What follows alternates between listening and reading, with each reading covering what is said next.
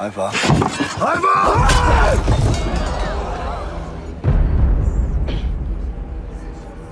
Hello there, I'm Fintusius, and today we'll be reviewing the state of the Arms Warrior in Shadowlands. If you're looking for more mobility, more survivability, or in general not being a BFA warrior where most of your damage comes from your bleed mastery, this is the video for you. After having looked at warriors melting faces in Classic, watching its BFA counterpart left a sour taste in most warriors' mouths. Who knows, maybe devs as well, as it quite possibly led them to make some very welcome changes. Honestly, there's a lot to look forward to, with the unpruning being a prevalent theme in Shadowlands for most classes, warriors sure got a big piece of that cake.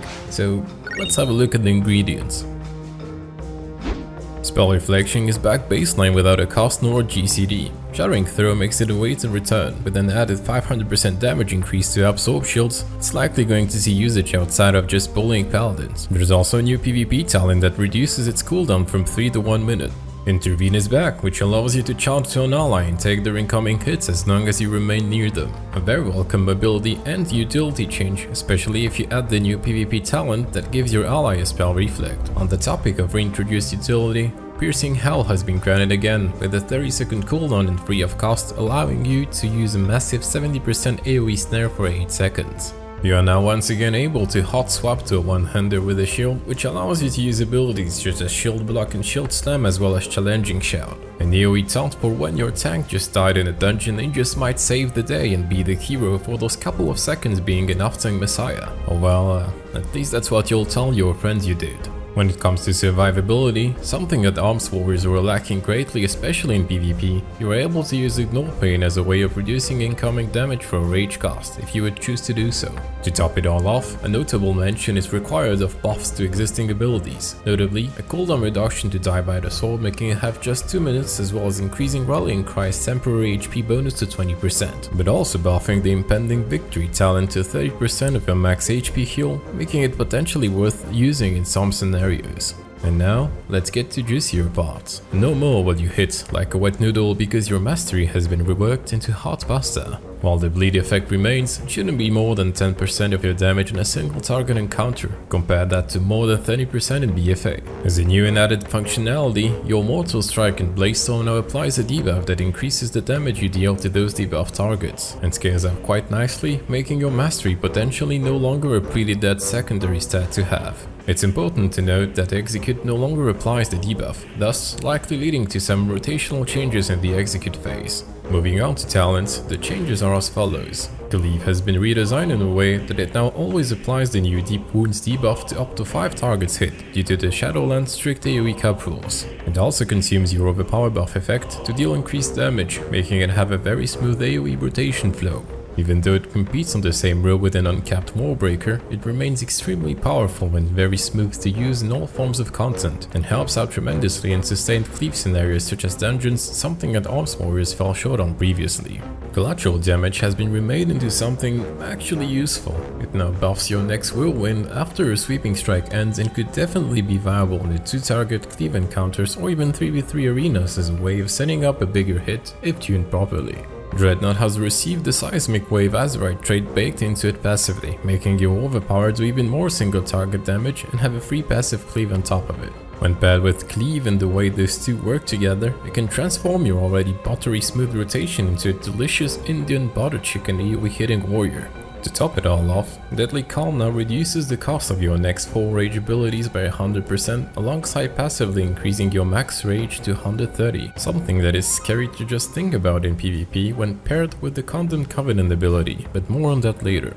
On a final note, as part of the AoE changes that are being applied across all classes and specs in Shadowlands, this is the complete list of the AoE abilities that are receiving a target cap, aside from some lucky exceptions which might get changed in the future from all we know.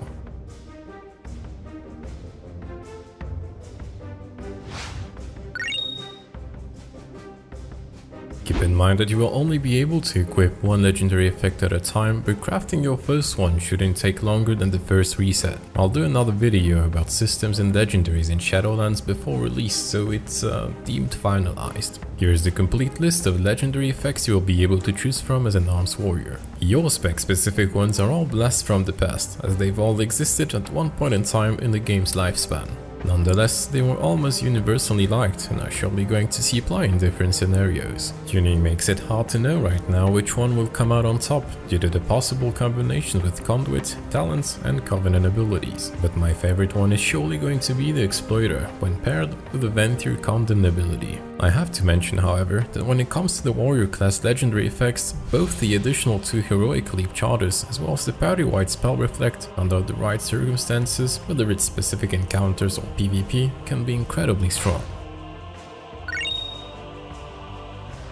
Conduits make up for another layer of endgame character progression, but since the general idea is that you are going to be able to pick and choose which one you want to use in your selected soulbind, it should come down to your preferred option. But yeah, let's not kid ourselves here, and what's likely going to happen is you're probably just going to use the ones that sim the best. As shown on screen, there are 3 categories of conduits. Potency ones are all about ability throughput, with one of the choices being a Covenant ability upgrade. The other 2 are Endurance, which is based around increased survivability, and Finesse, which stands for overall utility or movement increases. Keep in mind the amount of which type and how many conduits you will be able to use is tied to your selected soulbind talent tree, knowing that when it comes to potency conduits, you'll be able to have a maximum of 3 of them as a trade-off for less finesse conduits instead. When you just look at them, however, all I can say is that in comparison to some other specs, Arms Warrior really have powerful and interesting choices to choose from. Press F for Retribution.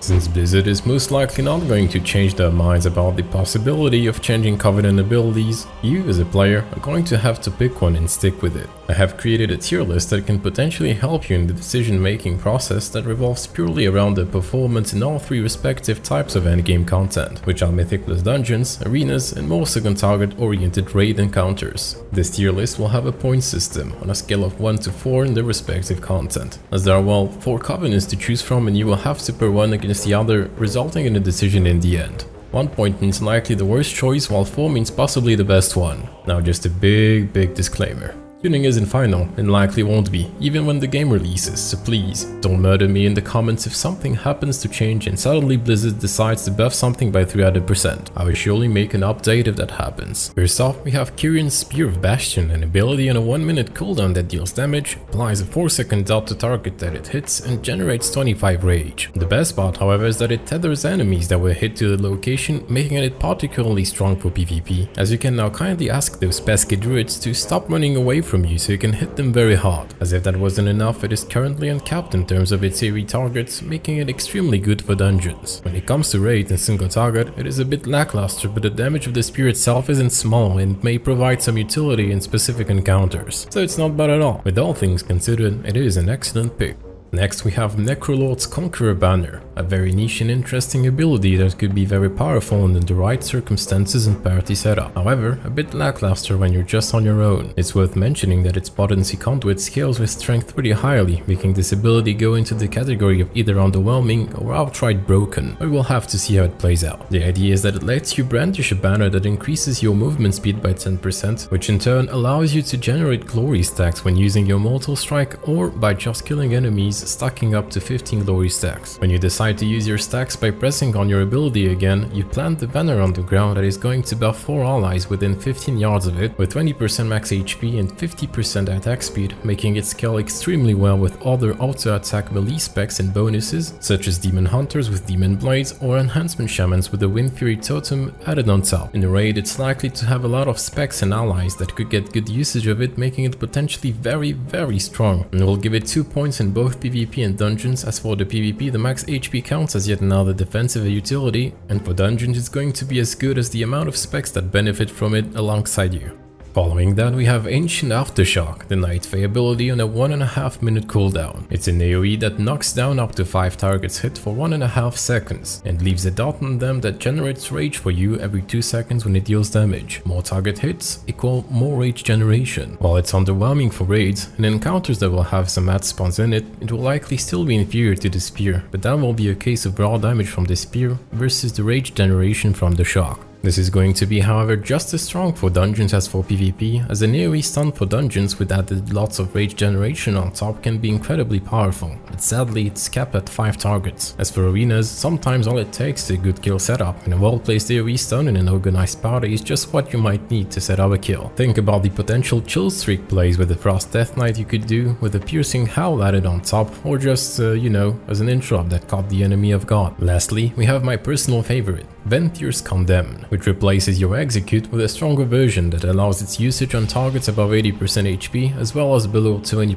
bypasses armor as it's considered shadow damage that will bully paladins even harder, and on top of that adds a stacking debuff on the target that absorbs damage the condemned enemy would do to you, similar in a way Smite works, the Discipline Priest ability. Gone are the days of being killed by healers in 1v1, because with this it's possible they will never be able to do damage to you as they won't bypass the damage absorb you keep applying on them. Even though it's simple in its design, it's extremely effective and opens up a lot of possibilities with talents and items that make up for quite a change in the way the spec plays out. Whether it's Deadly Calm for free condemns on an opener, or the synergy in Execute Conduits and Legendaries. I just can't wait to play with all of those tools that interact with each other. For raids, it's just as strong as it allows for a much stronger opener as well as increased eventual add damage, and even more boss DPS, as with Sweeping Strikes you could use it on the new add thanks to it being above 80% and have the boss take yet another condemned hit. It works just as good in dungeons and potentially insane in PvP. Honestly, you can't go wrong with that pick. It's more a case of whether other covenants will be much stronger in their niches, as this one takes the crown for being the most versatile and probably fun one. Now that I've covered them all, we can have a quick look at the total points gathered by all choices, but again, do not take this as something set in stone as nothing is final. Blizzard is trying really hard at making sure that no choice is going to be the best one for everything, and that's with me not covering soulbinds and their combinations as they are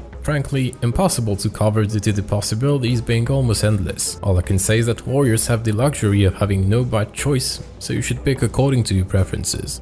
Or you know, just pick Venthyr.